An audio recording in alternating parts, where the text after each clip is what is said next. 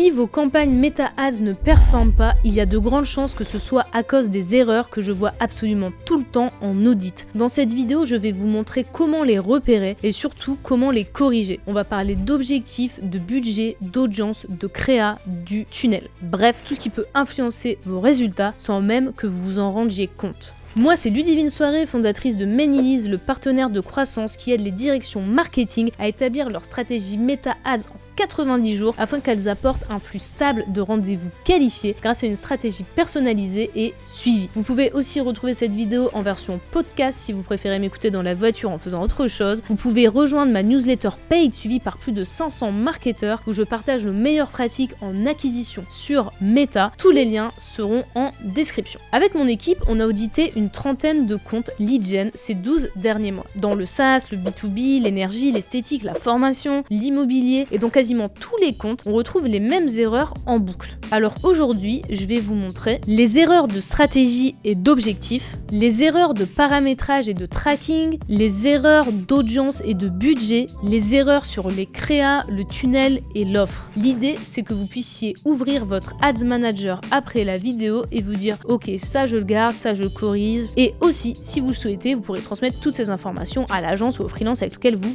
travaillez. Allez, on commence par la base, la stratégie. Parce que si elle est bancale, vous ne pourrez pas vous rattraper avec le reste. L'erreur numéro 1, c'est utiliser les mauvais objectifs de campagne. Des campagnes avec des objectifs qui n'ont rien à voir avec l'objectif business réel. Par exemple, des campagnes en portée, en trafic, en vue de vidéo, alors que l'objectif c'est de générer des leads qualifiés. Le problème c'est que Meta fait exactement ce que vous lui demandez. Vous lui demandez des vues, il vous donne des vues. Vous lui demandez du trafic, il vous donne du trafic. Mais ça ne veut absolument pas dire que ces gens-là sont intéressés par votre offre. Dans 90% des cas, si votre objectif est commercial, vous devez être sur des campagnes conversion prospect et pas sur du trafic ou de la vue de vidéo. Deuxième erreur stratégique, parlez directement de l'offre principale dans les pubs. Les promos, les moins 10%, les demander votre devis, réserver un rendez-vous. Ça marche à court terme, mais ça ne construit rien, surtout si vous êtes dans le B2C.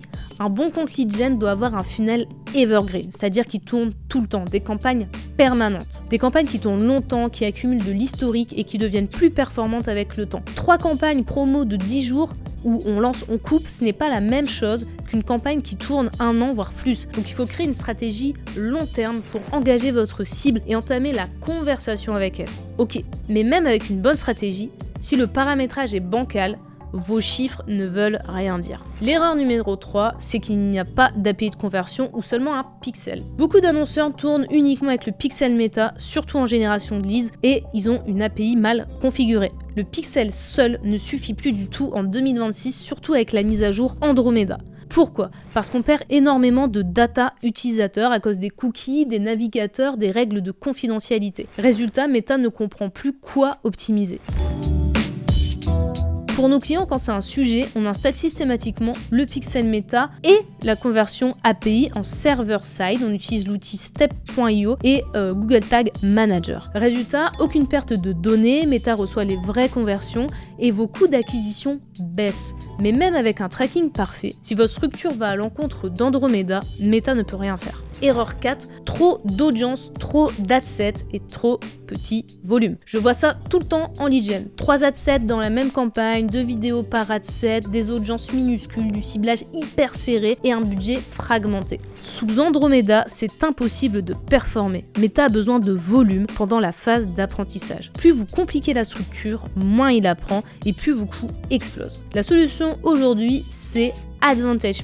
Une seule campagne, un seul adset, une audience la plus large possible. Ce que vous devez simplement mettre si vous êtes sur une région par exemple, c'est la localisation et 5 à 10 pubs dedans. Le budget, vous le mettez au niveau de la campagne et Meta va répartir. Il apprend beaucoup plus vite et l'erreur suivante est directement liée à ça. C'est l'erreur 5, un budget qui ne permet pas d'atteindre vos objectifs. Si votre CPL cible est de 10 € et que votre adset est aussi à 10 € par jour, avec 3 pubs dedans, vous visez littéralement 1 lead tous les 3 jours. Autre exemple, 50 € par jour, 3 ou 4 adsets, 2 pubs dans chaque. C'est impossible d'avoir du volume. Donc concentrez le budget. Une campagne, un adset, plusieurs pubs. Ou alors vous augmentez le budget pour atteindre vos objectifs. Maintenant qu'on a la structure, on attaque ce qui impacte le plus les performances en 2026, les créas.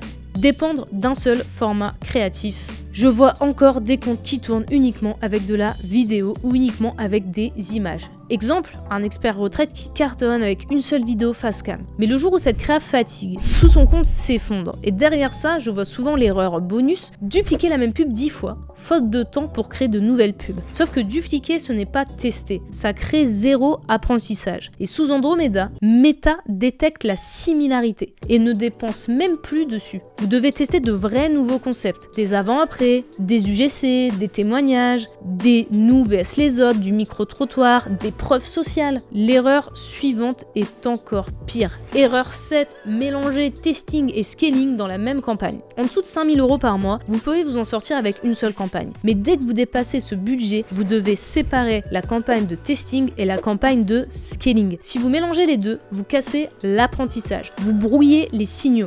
Vos stats deviennent illisibles et vous ne pouvez pas scaler. Le testing, c'est pour les petits budgets avec une rotation rapide. Le scaling, c'est un plus gros budget dessus et uniquement les pubs qui ont déjà performé. Avoir différentes créas, c'est très bien, sauf si elles envoient vers une mauvaise offre. Et c'est l'erreur numéro 8, une offre trop directe. Prenez rendez-vous. Beaucoup d'annonceurs font ça. Une pub, une landing page, un bouton, prenez rendez-vous. C'est beaucoup trop tôt. La personne ne vous connaît pas. Évidemment, vous pouvez faire des pubs comme ça, mais ça doit pas être la majorité. Elle n'a encore rien reçu de vous. Elle n'a aucune raison de vous accorder ne serait-ce que 20 minutes. Vous devez proposer d'abord un actif de valeur. Un lead magnet, une checklist, un template, une vidéo de démonstration, un mini audit offert ou un swipe file. Une fois la confiance installée, vous pouvez proposer le rendez-vous. Si vous choisissez d'offrir un lead magnet, vous êtes déjà sur la bonne voie. Mais il faut que votre destination soit optimisée. Ce qui nous amène à l'erreur 9. Un tunnel lent, mal optimisé. C'est une erreur que je retrouve encore énormément en audit. Vous pouvez avoir la meilleure publicité du monde, mais si la page derrière est lente ou mal pensée, vous perdez instantanément des prospects. Les problèmes que je vois les plus souvent, le temps de chargement trop long, une mise en page confuse, trop d'étapes dans le processus et surtout un site qui n'est pas optimisé pour le mobile. Et aujourd'hui, on est sur un usage à 90% mobile et j'ai 90%, je pourrais dire 99%. Ça devient anecdotique, à part sur certaines niches, d'avoir du trafic sur ordinateur. Donc c'est un frein énorme sur votre taux de conversion. La solution est simple, vérifiez la vitesse de votre page, ça peut se faire gratuitement en ligne, simplifiez un maximum le nombre d'étapes et optimisez tout en priorité pour le mobile. Parce que si votre tunnel n'est pas fluide, peu importe la qualité de vos pubs, vous perdrez des conversions sur des détails qui ne devraient même pas exister. Et petite précision importante, les Facebook Forms personnalisées peuvent être une option, mais seulement si vous êtes prêt à sacrifier une partie de la qualité pour obtenir davantage de volume. C'est une bonne solution dans certains cas très spécifiques, mais il faut l'utiliser en connaissance de cause. Ok, ça fait beaucoup d'erreurs possibles, mais la bonne nouvelle, c'est qu'elles peuvent être toutes corrigées. Si je résume, les comptes qui performent ont des objectifs alignés, un tracking propre, des audiences et un budget concentré, des créas testés en continu, un tunnel fluide et une offre qui apporte de la valeur. Corriger ces erreurs, c'est souvent ce qui fait passer un compte de Facebook ça ne marche pas à Facebook est notre meilleur canal d'acquisition. Si vous voulez qu'on regarde ensemble votre compte et qu'on vous dise noir sur blanc ce qui vous freine aujourd'hui, on propose chez Manylease des diagnostics complets Facebook Ads. Vous pouvez candidater via le lien en description. Et si ce format vous plaît, dites-le moi et abonnez-vous pour les prochains épisodes. C'était Ludi pour la qualité.